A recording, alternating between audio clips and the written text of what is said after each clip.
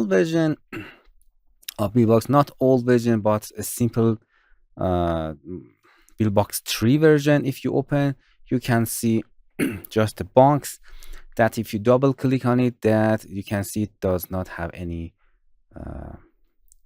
options. But if you come here and let's make new 3D games in buildbox 4, if you first go into the buildbox 4, you face such these things.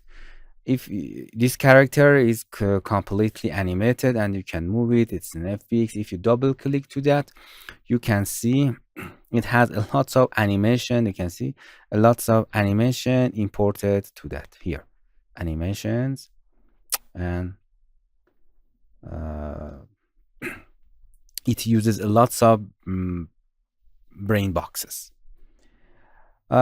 I explain how to for if you want to bring your own character, you can simply click and drag and delete all of it and just import with a 3D mesh, with a simple 3D mesh, and you can create it, and then you can import your object or FX.